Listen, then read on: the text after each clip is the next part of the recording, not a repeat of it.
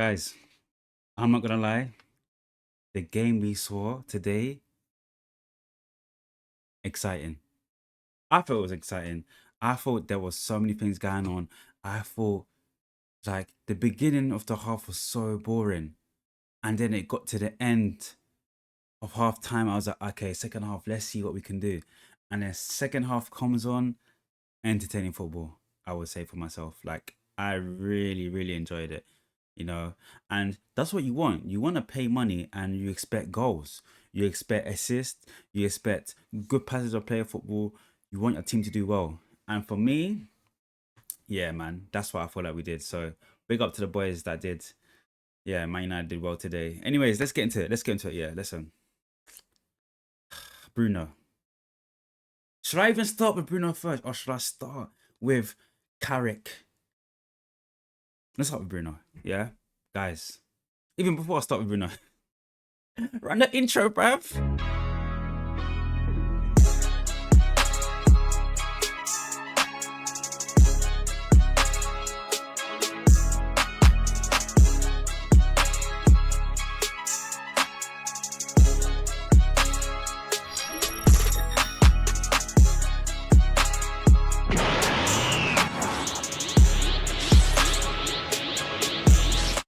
Anyways, guys, if you're new, quickly hit that like button, quickly hit that subscribe button. Also, hit the comments as well so I know your thoughts when you are watching at the end of the video. Man United 3, Forest 2. And for me, I enjoyed it. I enjoyed every second of it. I enjoyed the beginning, even though it was a bit slow, but we had our chances, little passes of play, losing the ball. Players could have done better, but then towards the end, you saw the passes to play. Also, you saw entertaining football at the end, which is perfect. Now, first things first, I don't care, I'm starting. Bruno finally got his 20th assist. Now his name can be engraved. Yeah? You know, sometimes you have a football player like Bruno, he's created the most chances out of everyone in European football, in midfielders. Everyone, you know. I saw a stat about Bruno's what's it called? Let me read it. I saw it. I was like, wow, is that really his stat? Now let me get it up because what I saw from Bruno, yeah, I was confused. I was like, there's no way this could be him. Let me just get it up for you right now. Because what did I see? Obviously, all the other games I'm playing today. Okay, Bruno, this is his game, yeah. Numbers against Nottingham Forest: 81% pass accuracy, 86 touches, 10 touches in the box, 8 chances created, 4 passes into the final third, 2 big chances, 1 assist. Like, what else do you want me to do? I think everyone in the team, yeah, in the morning when they were briefing, they said, Bruno said, you know what? I have a job to do. I'm trying to break the assist record. I need you guys to help me out because there's only so much I can do. Yeah? 8 chances created. I can't walk the ball into the net. I can only pass you the ball. It's up to you to deliver. And that showed in the games because sometimes Bruno was passing it to the players. Like in Bumo, how many chances? Yeah, like 5 clear chances, in my opinion. Yeah, 5 chances. Only 1 went in. I know. And this is why we need to go into the market because we can't keep relying on Casemiro. Look, Casemiro's gone now. Final game of the season, he's gone. But we'll talk about Casemiro later. Yeah, we can't keep relying on other people. You know, we need a strong person who can score. Yeah, and Bimo had your chance. You had your chance today in Bimo. Yeah, so many chances. Yeah. Anyways, Bruno, really well done today. I'm just so happy for you and happy how you've listen, I'm not gonna lie, yeah, in the fan base, so many conversations people are talking about, oh, is Bruno gonna stay in the team? Or this person's better than Bruno, or Xerxes better than Bruno, or even going back, Van der Beek better than Bruno, or what's his name, Mason Mount comes into the team better than Bruno. So many fans were saying it. Now look, Bruno faces up to the challenge, gets himself into the right positions, passes the ball. And you know what? I'm not gonna lie, Bruno does really well from the right hand side, you know. When he's been playing from the right hand side recently, he's been doing well. He's been playing there, and he's not even a right winger. That's why I look at Ahmad on the right hand side and say, listen, look, you see, you know, I'm not gonna lie, yeah. Obviously, in the African community, your parents will say to you as a child, they'll be like, look at your age mates. Your age mates are there crossing the ball, yeah, and you're there dribbling, getting tackled. That's what they'll tell you. If you relate that, if you relate, you relate. If you don't, no problem. But anyways, well done, Bruno, for getting his 20th assist, time with Thierry Henry in 2003, I think it was, and Kevin De Bruyne, I think it's 2019. So it's been a long time that this is good. And you know what? I heard someone say this. When you break the scoring record, yeah, it's easy. You know, Ronaldo did it, Suarez did it, Salah did it. Now, what's his name? Haaland did it. Scoring is easier than the assist, in my opinion, because because when you score, it's up to you. You know, you can just shoot. You make your own space and they shoot. But when you are assisting, look how many we have so many creators come to the Premier League trying to get the assist record. Mesut Ozil, David Silva, Bernardo Silva, you know, and then Bruno, you Kevin De Bruyne, Eden Hazard. So many people who came to the Mohamed Salah again. So many people came into the Premier League trying to get those assist numbers. It's not easy because what you do, you pass it off. You're in a great space to shoot, but you pass it off to someone so they can shoot. And you rely on them for them to finish. It's not easy. And that's why I congratulate Bruno a lot because there was a stat, remember, where if you guys watched, was it Monday Night Football, and the host was saying these are all the separate players in this section. In this section, it's like Declan Rice, everyone else, yeah, different places. Odegaard was in this section, yeah, of all the players in Premier League in terms of like chances created, and also I think it's in World Football. And then you had Bruno, so you got all the players here. This is a graph, yeah, the graph. So you got all these players here, and you got Bruno here. Like it's for me, it's crazy because that is someone that you want to keep in a team. That is someone that you're like, you know what? We need someone like that. Like we need someone like that who's able to thrive under pressure. He's able to, yeah. Anyways, enough about Bruno. Well done. Next thing, Casemiro. It's gonna be a shame to miss him. I'm not gonna lie, because if you saw the game against Sunderland and you saw how we was today, two completely different matches. Why? It's because one was with Casemiro, one was without. Now that poses a question to the team. And then you say to yourself, when we're going through the transfer season, what are we going to do? What are we going to do? We need to go into the market and find someone of the ilk of Casemiro or better.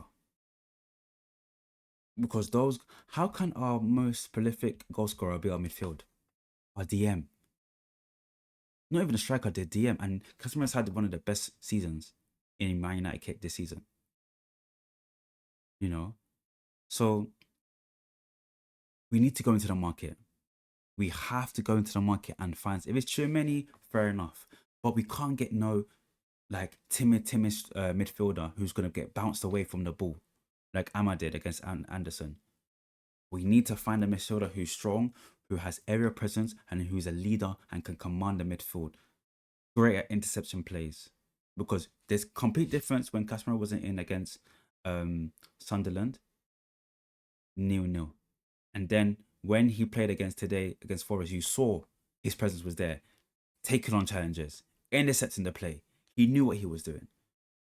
So, and obviously the speech, his last game of the season, well, last home game of the season actually, that's to say, very good. He just wanted to thank the fans. I'll leave a link as well, my reaction to that after this reaction. But it was just very good to see Casemiro on the pitch, getting a standing ovation when he got subbed off as well. And yeah, man, that was really good. So moving on. Anyways, Ahmad, I think I have to call it out. I have to call it out. Yeah, he's not the answer to the right side. I don't know what is happening under Carrick, why he can't get a tune or Ahmad can't get a tune. The right hand, I think it's low confidence. Him and Umbumo, them two, yeah. I don't know what's happening because how many chances do you need to score? You try, you try, you try because the balls Bruno are giving to you, you control it and you look up and you see, okay, this is where I can go. This is where I can see the pathway to score or pass it off. There was a ball that Amma got played onto. I think it was by Mount in the second half. Amma was driving on the right hand side, and I was like, go and go score. He was on a wing. Ahmad was on a wing. Xerxes was in the middle of the pitch. He gave a lazy pass to Xerxes, and I was like, oh my gosh, where is your confidence gone?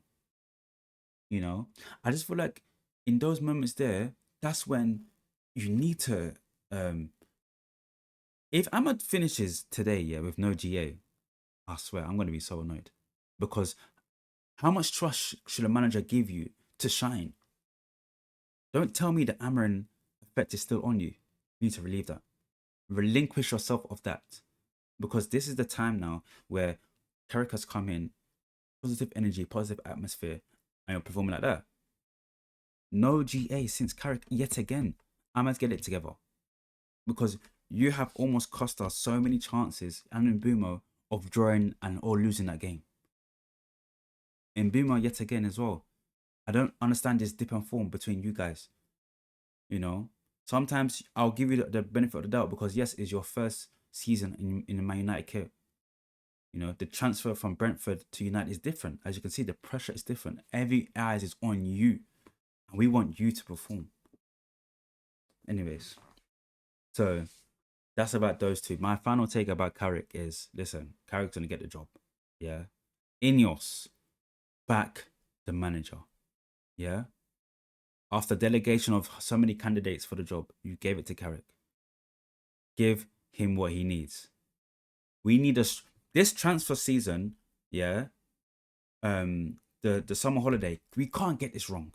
We cannot. It's critical because if what we're hearing about Pep and everyone else leaving and stuff, Liverpool and the minds we don't know what's gonna happen with them. Arsenal, we don't know if they're gonna win the trophy or not. You know, Chelsea in the mud.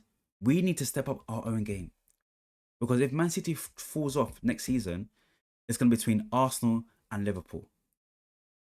We don't want Liverpool to get 21. We don't want Arsenal to win again.